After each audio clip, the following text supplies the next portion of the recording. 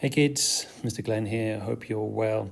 So what I'm going to do is have a look at my iPad here. I will take screenshots when I need to take screenshots and I need to go and point something out to you. So I'll just move my pencil out. You probably hear me rattling around and I don't want Chrome open.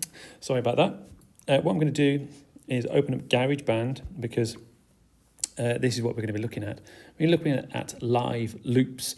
So if your iPad opens up like this and you've got someone's live loops open, that's totally fine because this is what we're going to be working in. At the top left-hand corner, if I just make a screenshot for us and I zoom in, you can see that this bit over here, we can go back out of to our saves and we can go back into our songs, which are here in our recents. So if you go to the plus at the top and you can go back to yours, or if yours is saved here, you may have other people's garage bands here. So you can go in and open them up because people will give them a proper name anyway. However, we want to go and tap on the plus for this one because this is the first time we're doing it. So when we go and tap on the plus, we can go and make a new track. And so we've got our tracks at the top, okay? So you've got tracks at the top and then live loops here.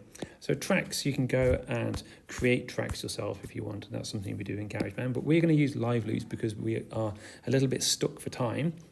So if you don't see the selection here that you want, what we can do is we can add more in here because you can see that I've added these two Chinese sounds ones and we get them from the sound library you can hear. Just bear in mind that the sound library, the files are absolutely huge.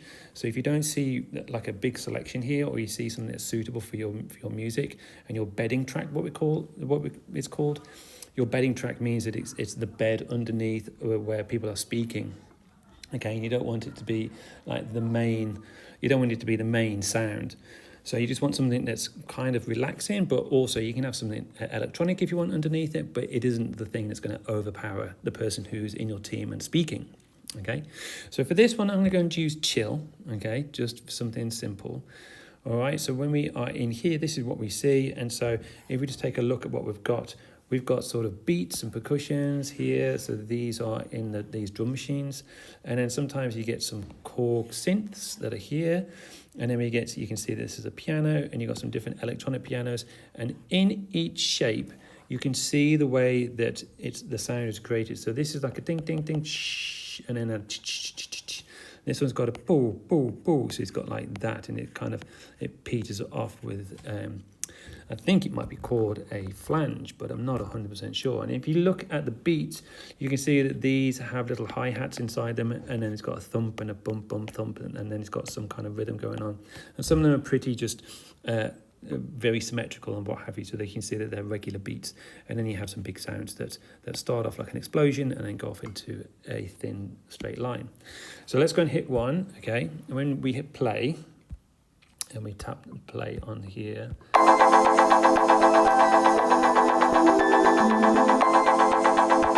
So you can see that we've got two opening here, and when you tap them, they will close like that. And so you can start them off like this. You've got a beat, and when you tap the stop, it doesn't stop immediately. It stops when the bar ends. So it gives you time to come back into, let's say you've got this one.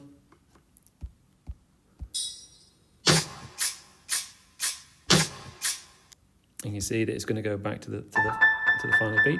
And this one you've got your pianos, of course. And you've got some end pieces. And you just got sort of sections. So we have sections to our song. Now, what you have got to do is arrange these. And once you've rehearsed it and you've got a good sound and you're happy with the sound, you go into the record button, which is at the top, and we go make a screenshot.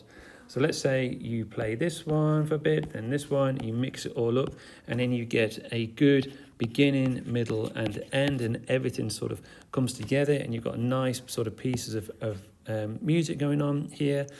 You can then go and put them together, create a song, and then hit record. And then you want about 2.5 to 3 minutes so that when you come to put it into your partner's or your teammates' video, that you can go and splice them together real nice. And you also got enough time at the end.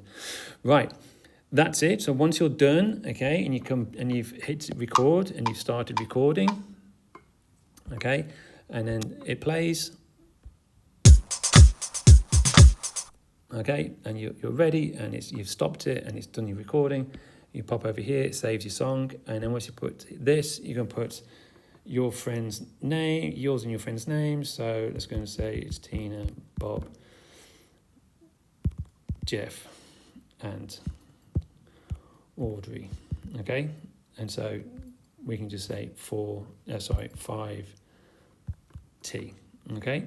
So then we know whose it is, and then we can keep it, and we know that we can open it up next time, and it's ready to load all your instruments, okay? All right, that's it. I'm going to end it here. As always, good luck.